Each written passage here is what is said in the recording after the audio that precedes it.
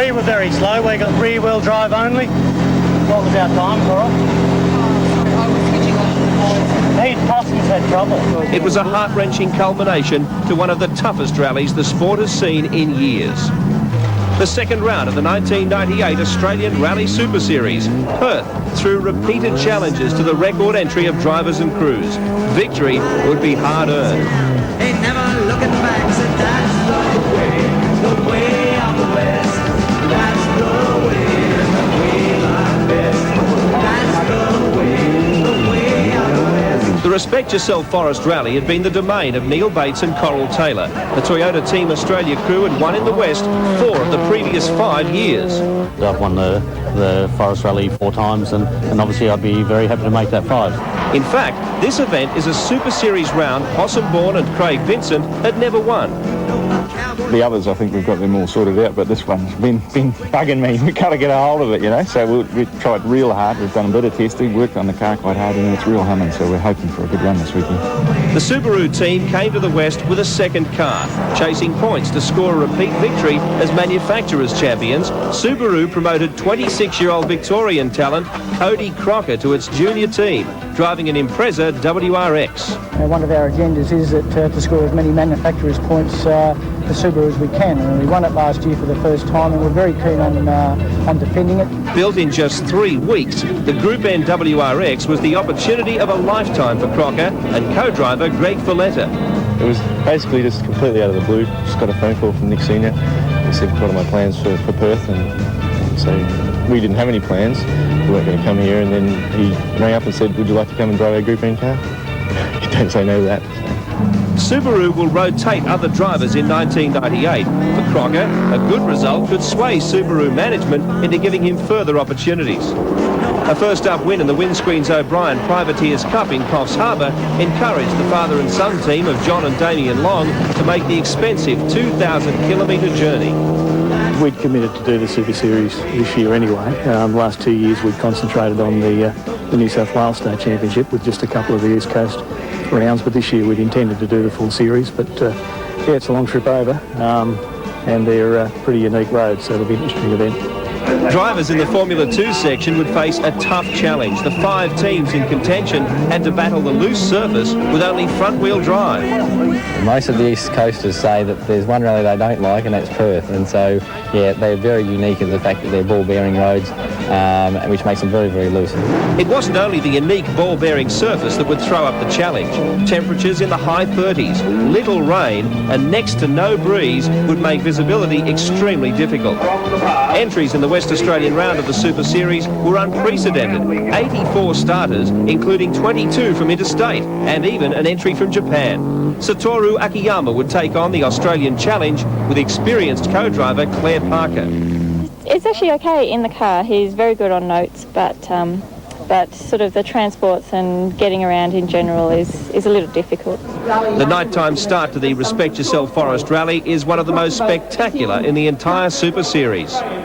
A large and enthusiastic crowd gathered in the centre of Perth to see the cars and cheer on the crews as they were flagged away on the 12 special stages covering just under 185 kilometres. The rally proper started the next morning in the Mundaring Forest northeast of the city. The opening special stage, Healthway, was run in reverse order, with the top-seeded drivers starting last. Charging through the thick dust, Possum-born Subaru Impreza WRX and the Toyota Corolla World Rally car of Neil Bates set the agenda for the hard-fought event. They tied equal first, a time of 2 minutes 10 seconds. Yeah, the car felt quite good, but it was very, very dusty. Obviously, you're near with the whole field over. It gives us an idea what to expect tomorrow. It's going to be difficult because there's some quite deep tracks, but yeah, not too bad. Stage 1 over. The teams returned to normal starting order. The leading crews would now have the luxury of not facing the thick dust, but the pace would be frantic.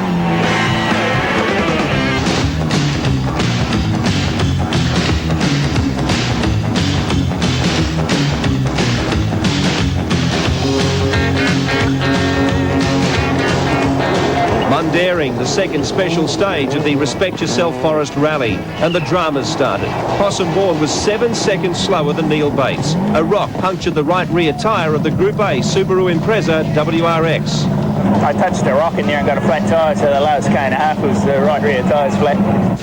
Rocks, thick dust and huge ruts took their toll as drivers struggled through the stage. It's getting pretty slippery in there though, so we sort of drifted a little wide on a few corners. Oh, it's just so dusty and really boggy, so the cars have got the good traction and the people who know the roads are going to pay off. It was very slippery in there. I lost time in a couple of spots. I was wondering if I had a puncture actually, but the roads was just very slippery. So. Well, I can't believe my luck. I've got no clutch. For the second time in 2 rallies, Stuart Reid would go no further and Dean Herridge left the road. Special Stage 3, Gorries, features long flowing roads. A ride with Neil Bates' Toyota Corolla World Rally car gives an impression of the amazing speeds.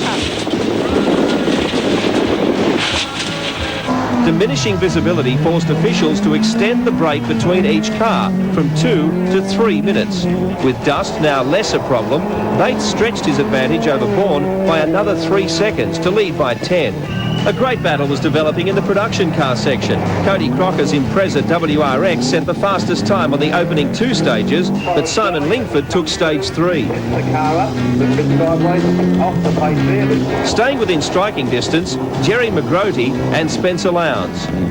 The Windscreens O'Brien Privateers Cup was a battle between Alan McCarthy and John Long. McCarthy's experience of the Western Australian roads and plenty of power from his older model Liberty was giving the Subaru driver the advantage over Long, Miles Sandy and Michelle Murphy. Former 2-time national champion Rob Herridge ground to a halt. His engine shot. Well, we thought we'd blown the turbo. The gauge showed no oil pressure and we saw smoke coming out the back. The engine went off song, but I don't like the look of this. I've just found this in the bottom of the engine bay, and that doesn't look that healthy.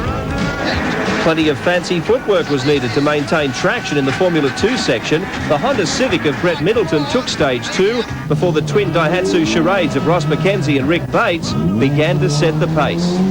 McKenzie held a 7-second margin over Bates. The 21-kilometre stage 4 hairpin was to decide Heat 1. In one horrible moment, the 10-second lead held by Neil Bates was eliminated when a rock cracked his wheel rim and punctured his right front tyre. 50. We've done 15k, another 5k. Still driving at more than 160 kilometres per hour on the flat tyre, Bates lost 26 seconds. That's wrecked today. We had about 5 or 6k to go. Same as any flat tyre, just didn't want to turn left. But the incident gave Bourne's Subaru Impreza WRX a 16-second break over the Toyota Corolla World Rally car.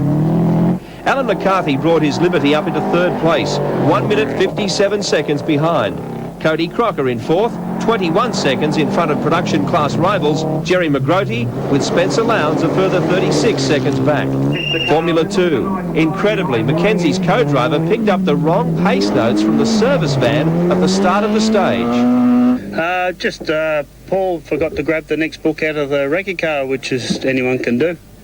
In a sensational drive, Mackenzie was still second fastest, but his teammate Rick Bates was electric, going 11 seconds up on the stage and 4 seconds into the lead of the small car category. Brett Middleton's Honda Civic was slipping back, its engine overheating. Neil Bates clawed back 4 seconds from Bourne on the final 2 stages of Heat 1. Bates broke stage records and set fastest time on all but 1 stage of the heat, but the Corolla driver could not bridge the gap. Possum and Craig Vincent winners by 12 seconds. Yeah, definitely a hard day at the office. It was hot, it was dusty, and Batesy was going too fast, so it was everything was against us, but came right for us in the end, and we got another 20 points. That's the main thing. Obviously, I'm pretty disappointed. We won every stage today except for obviously the one where we got the puncture, so that cost us dearly, but you know, as they say, that's rallying. 4 minutes 23 behind, Alan McCarthy brought his Liberty home in 3rd position to win the Windscreens O'Brien Privateers Cup. 7 seconds ahead of Jerry McGroty, with 38 seconds to John Long in 3rd. In 4th, outright 1st in the production car section, Cody Crocker. 3 fastest stage times in the Group N car, enhancing his future chances with Subaru. Yeah, had a blast today. It's an incredible drive. The Subaru's fantastic. 10 seconds behind was McGroty, with 45 seconds to 3rd placed Spencer Lowndes. A 1-2 for Daihatsu in Formula 2, Rick Bates and Jenny Britton winning from Ross McKenzie and Paul Vandermeer by just 6 seconds. Justin Middleton third in his Toyota Corolla, with the production car charade of Abe Tuckett and Tony Fever making it a great first heat for Daihatsu with 4th place. I had to work for it really hard today. I started off a bit slow. I've had the flu during the week. I haven't been 100%. I got into it this afternoon and we had a win by 6 seconds, which was pretty close, but 6 seconds in the right way. The end of day service in the Respect Yourself Forrest Rally on the Mundaring airstrip was busy. Brett Middleton's crew floundering, unable to locate the overheating problem, which dropped the car to 17th place in Formula 2. The tough conditions took their toll on day 1. 22 cars failed to finish. 13 unable to restart leg 2 in the Respect Yourself Forrest Rally.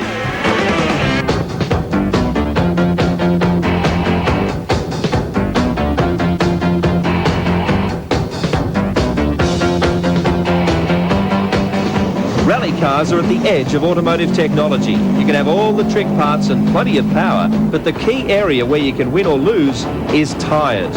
You can actually gain more out of a tyre than anything else. Like the cars, tyres are constantly being developed. Japanese tyre technician Toshiharu Tanagawa flies from Dunlop's Motorsport factory in Japan to work with the Toyota Team Australia crew at each rally of the Australian Championship.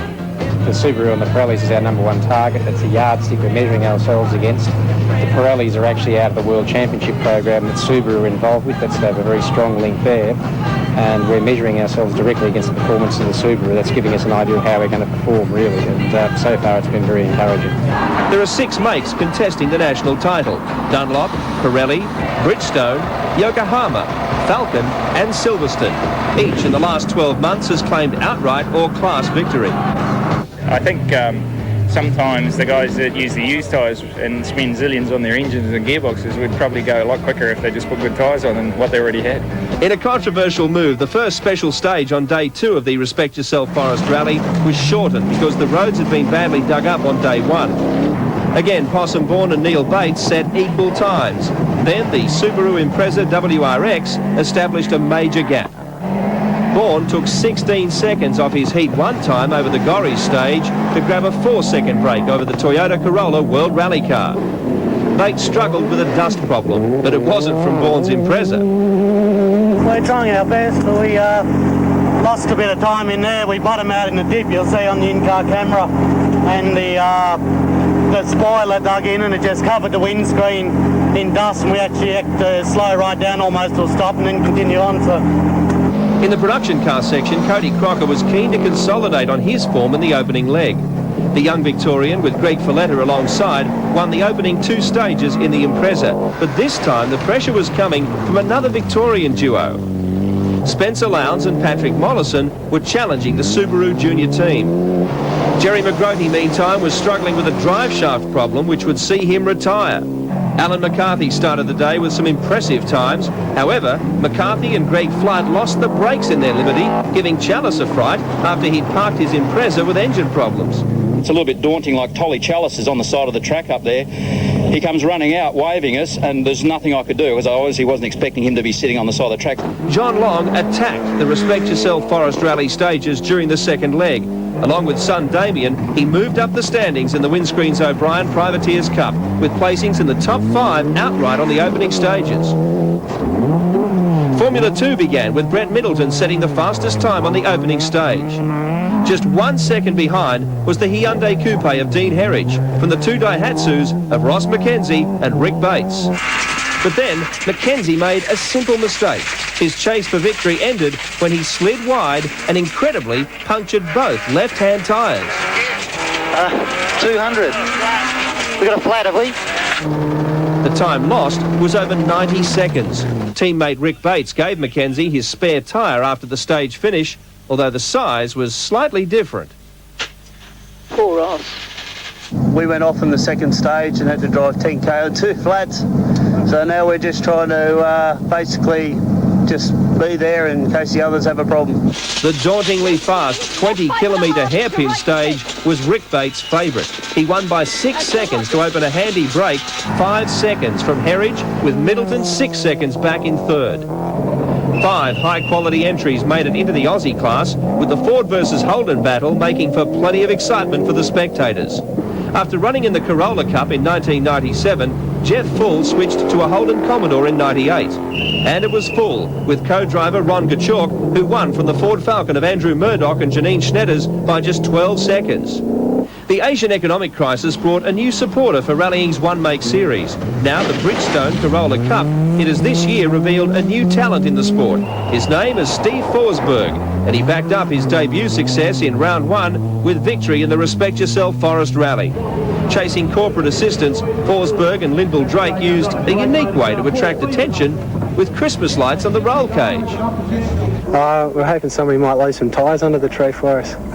Roman Watkins finished 25 seconds behind, with Robert Wyatt third. The Mundaring roads were deteriorating, but you wouldn't know it by the times. At the front of the field, Possum-born Subaru Impreza WRX smashed Saturday's stage times by upwards of 24 seconds. Neil Bates was also quick, but the Toyota Corolla World Rally car had slipped 7 seconds behind. Moving into third was Spencer Lowndes, the production car driver, setting the next fastest times after Vaughan and Bates. But he was off the pace by around 3 seconds a kilometre. Cody Crocker was consolidating, trailing Lowndes by 13 seconds. The fast-finishing John Long was in fifth. The long stages proved the difference in Formula 2. Rick Bates and Jenny Britton's Daihatsu Charade took another 24 seconds from their rivals. Their lead, now a sensational minute 20 over Dean Herridge and Glenn McNeil. But there was no such margin at the head of the field as twin brother Neil attacked the day's second-last stage. The Toyota Corolla World Rally car took back 1 second. The gap to Possum-born now only 6 seconds, with just one 4-kilometre stage remaining. It was possible Bates could still snatch victory. The last stage was to be one of the most dramatic finales in recent times.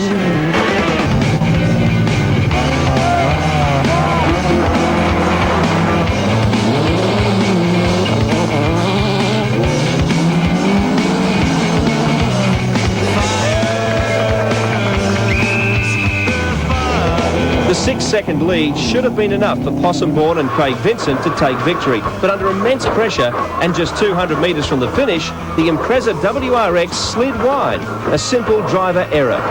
With his steering snapped, Bourne ploughed across the finish line, 17 seconds slower than the previous day's time.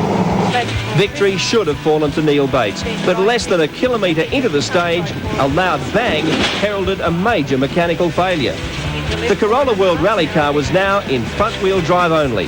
On the slippery surface, it could not find traction. When Bates arrived at the finish, he learned of Bourne's drama. But we were very slow. We got rear-wheel drive only. Bates finished the stage just 1 second faster than Bourne. He'd won the stage, but was still behind. Even then, the drama was not over. Co-driver Craig Vincent balanced on the bonnet, kicking the wheel to change direction as the Subaru travelled some 10 kilometres before the service crew could carry out repairs. The Subaru team fixed the steering, and most importantly, without any time penalties. Possum-born drove through the finish to take victory in Heat 2. Luck's gone our way, you'd have to say, but you've got to grab it with both hands and give it your best shot. I felt the second day at Coffs and the second day here, we had control. And in the first 2 days in both events, we were struggling to keep up that sort of pace. But, you know, a little bit of work on the car and a bit of thinking and a bit of motivation with yourself, and it's amazing what you can do. Bates second, a weekend where he came as close as you can to taking victory. A very, very frustrating weekend for us to be leading all day yesterday and then have a puncture and then to have a drive shaft in the last stage today. Otherwise we could have won both days, but you know, you just got to go on to the next event and make it all happen. Young Spencer Lowndes scored his best Australian Rally Super Series result with third outright and first production car home. John Long, fourth outright, and set the fastest time on the final stage to strengthen his position in the Windscreens O'Brien Privateers Cup. So in the outright standings, Possum-born leads the way from John Long, with Neil Bates just 2 points behind in third position. Cody Crocker's fifth elevated him to third in the production car standings behind Spencer Lowndes and Paul Kennedy. Rick Bates and Jenny Britton won Formula 2 by a massive 1 minute 21. The Daihatsu Charade beat the Hyundai Coupe of Dean Herridge, with Brett Middleton 7 seconds further back in third. came here hoping to get a place in to build on points, but to come away with 2 wins again, yeah, that's great. A perfect 4 straight heat wins for Bates and Britton, who lead teammate Ross McKenzie with Dean Herridge third. Subaru holds a 22-point lead in the manufacturer's standings. Daihatsu's great showing in Formula 2 has it ahead of Toyota. From Perth, teams head for the Sunshine Coast and the Falcon Tyres Rally of Queensland. For Neil Bates' Toyota team, it's a pivotal event. In effect, the last chance to stop the runaway Subaru of Possum Bourne from snaring his 3rd consecutive national crown.